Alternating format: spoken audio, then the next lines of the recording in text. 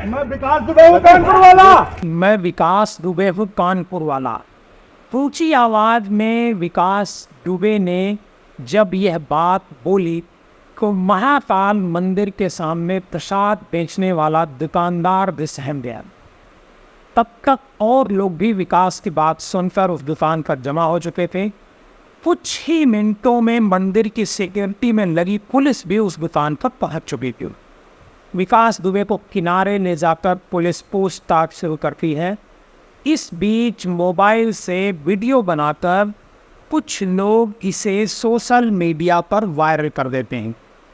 फिर क्या था, टीवी पर खबर चलने लगती है कि कानपुर में पुलिस वालों का मर्डर करने वाला विकास दुबे पकड़ लिया गया। विकास दुबे को गिरफ्तार करके कोर्ट के सामने पेश किया गया। यूपी पुलिस को ट्रांजिट रिमांड पर कानपुर ले जाने की अनुमति कोर्ट ने दी। रात में कानपुर से थोड़ा पहले विकास दुबे की गाड़ी पलट गई और भागने के दौरान पुलिस की गोलियों से वह छलनी कर दिया गया।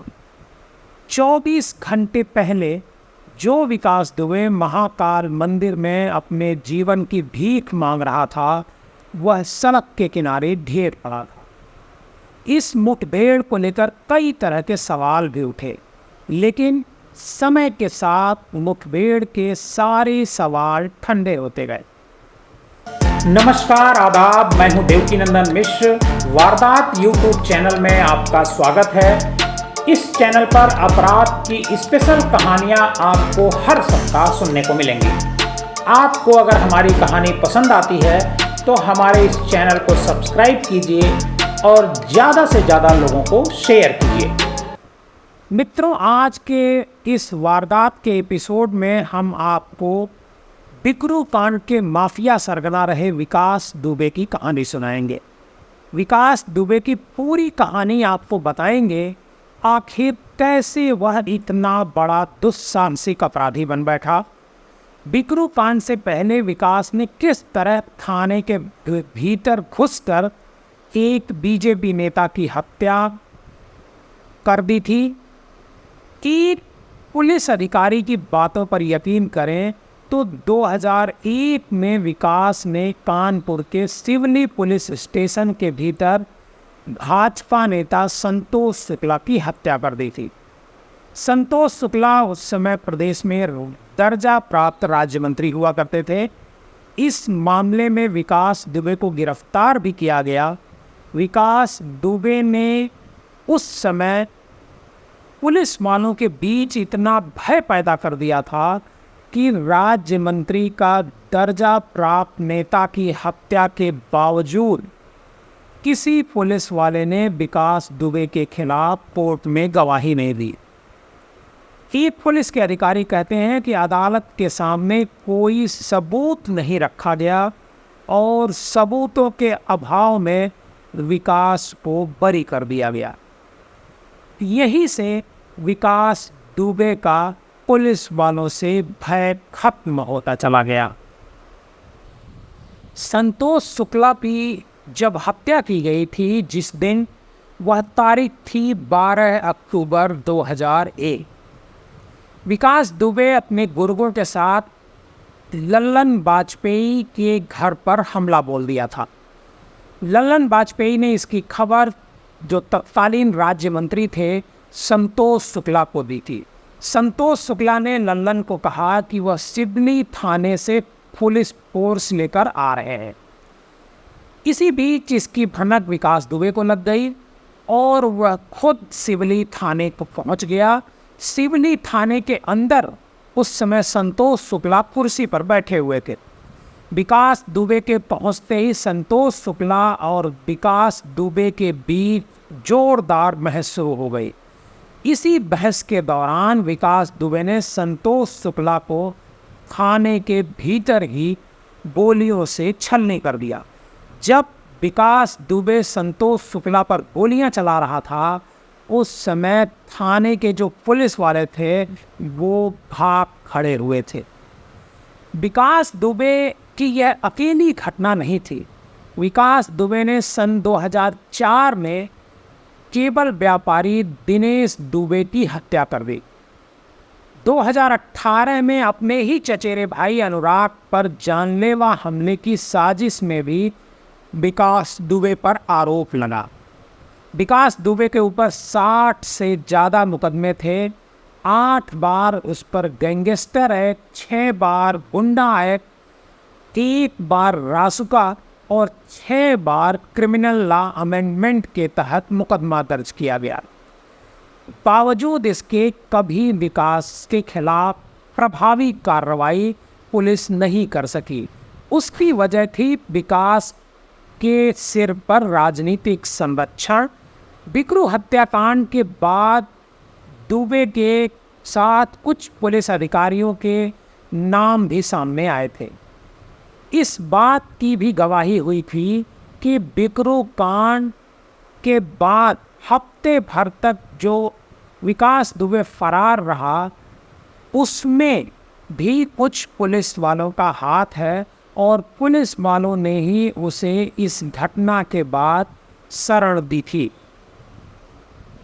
विकास दुबे को यूपी का मोस्ट वांटेड अपराधी कहा जाता रहा।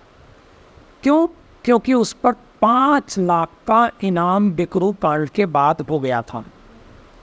विकास दुबे के बारे में कहा जाता है कि उसने 90 के दशक में जुर्म की दुनिया में कदम रखा और जब जुर्म की दुनिया में उसने कदम रखा तो उसने सबसे पहले जो स्थानीय लीडर थे उनके यहाँ अपने आना जाना शुरू किया और पुलिस वालों के साथ उसने दोस्ती बनाई। वह छोटे मोटे मारपीट करता, अपराध करता और रंगदारी वसूलता था। जब ये मामला पुलिस तक जाता था तो चूंकि पुलिस में उसकी पकड़ थी और पुलिस को वो हर काम का शेयर देता था यानी हिस्सा देता था, इस वजह से वो छूट जाता था। धीरे धीरे उसका मन इतना बढ़ गया कि उसने खुद का गैंग बना लिया और अपने गुर्गों के साथ वारदातों को अंजाम देने लगा। 1990 की बात है। जो बिकरू गांव है उसी गांव के एक व्यक्ति का कत्ल हो गया। उसमें उसने विकास दुबे के खिलाफ मुकदमा दर्ज कराया हत्या का। विकास दुबे अभी गिरफ्तार भी नहीं हुआ, उससे पहले ही कुछ ही दिन बाद जो पीड़ित था जिसे FIR कराने वाला था वो अपना मुकदमा ही वापस ले लिया। कानपुर का जो शिवराजपुर इलाका है उसमें वर्चस्व की लड़ाई भी हुआ करती थी। एक तरफ था विकास दुबे और एक दूसरी तरफ थे संतोष शुक्ला, जिसकी विकास दुबे ने थाने में हत्या की थी। साल 2000 की बात है। ताराचंद इंटर कॉलेज के जो सहायक प्रबंधक थे सिद्धेश्वर पांडे और राम बाबू यादव नामक व्यक्ति की हत्या कर दी जाती है। उस हत्या में भी विकास दुबे का नाम आता है और विकास दुबे उस मामले में गिरफ्तार किया जाता है और गिरफ्तारी के दौरान मतलब जब वो जेल में रहता है तो वो शिवराजपुर सीट से चुनाव लड़ता है जिला पंचायत का और जेल के भीतर रहते हुए विकास दुबे जिला पंचायत सदस्य का चुनाव भी जीत जाता है। विकास दुबे के हिम्मत की ही बात कही जाएगी और उसके दुस्साहस का ही ये नतीजा था कि विकास दुबे पुलिस वालों से कभी डरा नहीं। एक वजह यह भी थी कि जो उसका गांव था बिकरू, उस गांव के लोग हमेशा उसके सपोर्ट में रहा करते थे क्योंकि गांव के लोगों की वो खूब मदद किया करता था। 2-3 जुलाई 2020 की रात, जिसे बिकरू कांड जिस रात हुआ था, उसकी कहानी कुछ यूँ है। विकास दुबे को खबर थी कि बिकरू गांव में पुलिस आने वाली है। विकास का एक साथी दयाशंकर को पुलिस ने गिरफ्तार कर लिया है और दयाशंकर ने कहा था कि मुठभेड़ के दौरान विकास दुबे खुद पुलिस पर फायरिंग कर रहा था। ये बंदूक दयाशंकर के नाम पे थी। हमले के लिए विकास ने 25-30 लोगों को बुलाया था जब उसे पता चला कि गांव में पुलिस आने वाली है। जिनके पास भी गांव के लोग अवैध हथियार थे, वो सारे लोग उसके घर पर इकट्ठा हो गए थे। और जैसे ही पुलिस ने गांव में घुसने की कोशिश की, उसके घर की तरफ बढ़ने की कोशिश की, पुलिस वालों पर इधर से फायर झोंक दिया गया। कहा जाता है कि विकास दुबे और उसके साथियों ने 200 से 300 राउंड फायर किया और इस फायरिंग में कई पुलिस वाले मौके पर ही ढेर हो गए और जो बचे वो मौके से भाग गए, क्योंकि उन्हें लगता था कि हम बच नहीं पाएंगे। बिकरू जो गांव है उसकी आबादी करीब 5000 के आसपास है और गांव के भीतर बहुत सारे ऐसे लोग हैं जो पुलिस से तनिक भी खौफ नहीं खाते हैं, क्योंकि उन्हें लगता है जो विकास दुबे था वो विकास दुबे वो उनको बचा लेगा।